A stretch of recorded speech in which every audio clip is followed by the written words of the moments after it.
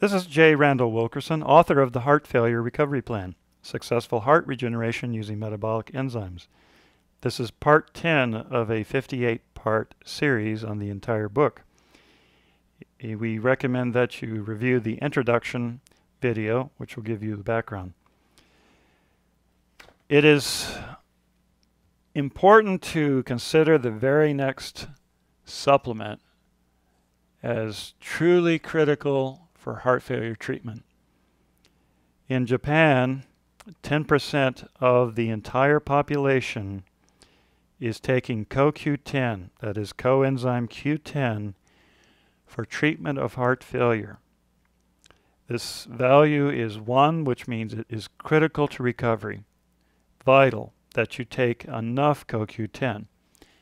And when I say enough, the majority of persons taking it, even if they take it for heart disease or heart failure, they generally do not take enough. CoQ10 is a demand enzyme, the most important enzyme for creating energy in human body cells by ATP transfer. Your heart consumes over 25% of all the ATP your body consumes per day. That can be 6,000 grams of ATP per day, or over 13 pounds, recycled through heart cells every day.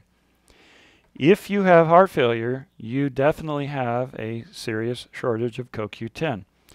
Heart biopsies often show a 75% rate of deficiency.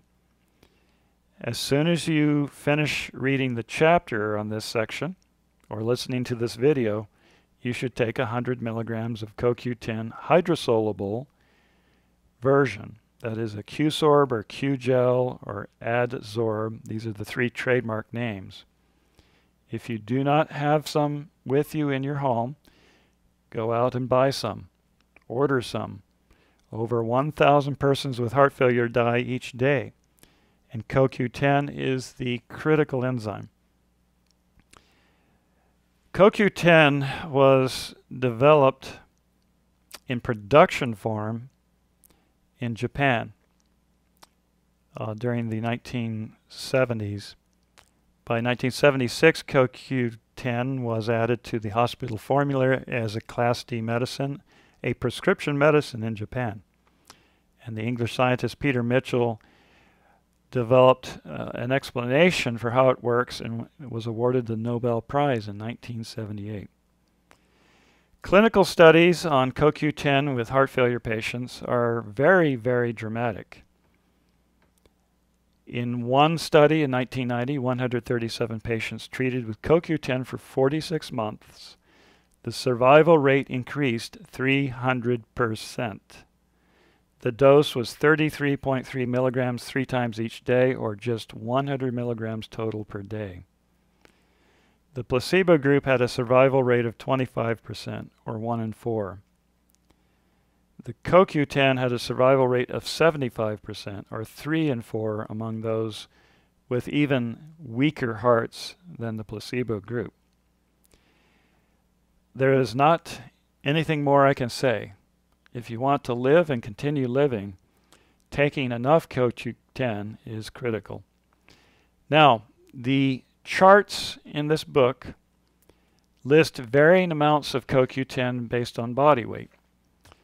So if you weigh between 170 and 250 pounds, it is recommended that you take 100 milligrams for a meal, that is 3 times per day, in the first week. In the second week, 200 milligrams per meal, 3 times per day. In the third week, 300 milligrams per meal, 3 times per day. In the fourth week, back off to 200 milligrams per meal, 3 times per day.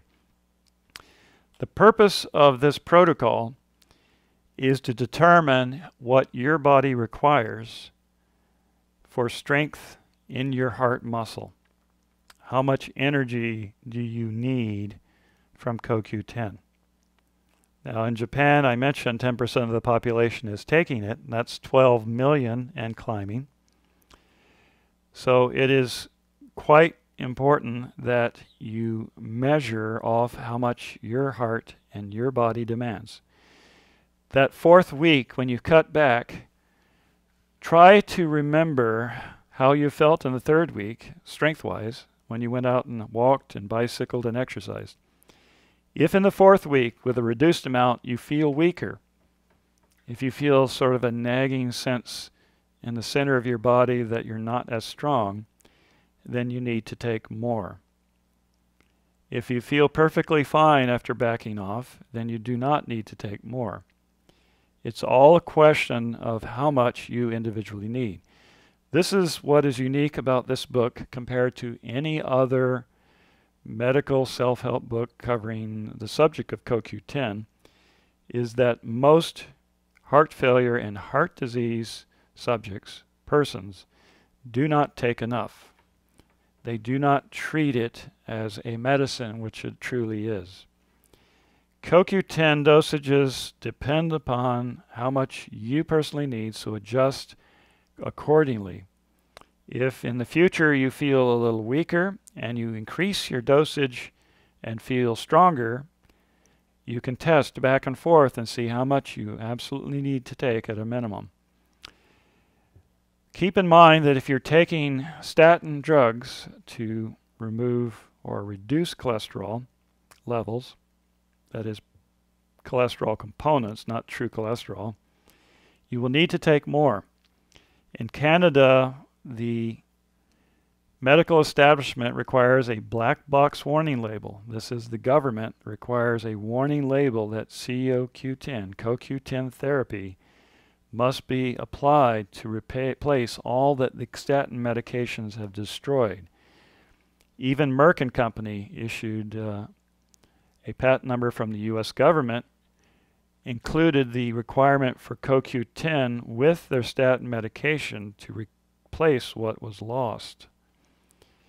When I began CoQ10 treatment in 2006, I was very weak. I knew my chance for survival, even 12 weeks, was not very good.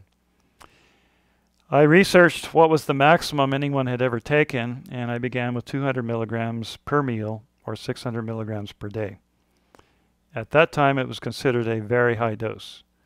My energy level rose significantly, and I got up to 10 miles a day, eventually 15 miles a day bicycling. I traveled to Hong Kong and conducted normal business work. After 6 months, I overheard a broadcast announcing that heart failure patients who stopped taking CoQ10 suffered a relapse. It was at that point I realized my entire survival depended upon taking enough. So, on a hunch, I doubled my dosage to 400 milligrams per meal. I was taking the powder version, hydroquinone, rather than the new hydrosoluble versions that are now available. And so therefore, at 1,200 milligrams per meal, I was probably absorbing only 10 or 20% because it's a fat-soluble powder. My energy level doubled. That's right. I doubled the CoQ10. My energy power level doubled. Just overnight. A few weeks later, I made a 32-mile cross-county bicycle ride. No strain. Just didn't race, but I took it steady. And I realized that CoQ10 was vital to my survival. One day, I had not been monitoring the quantity I had in my storage cabinet, and when I checked, I found I was running out. I cut back the dosage in half until a new order could arrive, and my energy level dropped in half. This is before I was totally restored with the final enzyme package. So it's very apparent, take enough CoQ10. There was a clinical test to see if you could take too much. They actually tested extremely high doses of 1,200 milligrams to 2,000 milligrams per kilogram of body weight. This works out to about 65,000 milligrams to 92,000 milligrams per day for a human. A dose no human would ever take, and it was completely safe. Lower blood pressure, that is reduced hypertension, is also a side effect of CoQ10, as well as some other interesting side effects, such as the gums around your teeth will improve. CoQ10 reduces heart arrhythmias, heart palpitations. In one 28-day clinical study, this reduced anywhere from 9.5% of arrhythmias from the placebo group, which suffered from 25.3%. So it was a significant reduction. That was just a minor dosage of 120 milligrams per day. In summary, think of CoQ10 as heart energy food. Take enough to feel normal and healthy. Treat it as professional medicine. There is no pharmaceutical with the power to restore energy to the heart anywhere near like CoQ10. My name is J. Randall Wilkerson. I am the author of the Heart Failure Recovery Plan, Successful Heart Regeneration Using Metabolic Enzymes. This book is available on Amazon, both in print and Kindle edition, at the Apple iTunes Store as an iBooks, and on eBay as a print edition.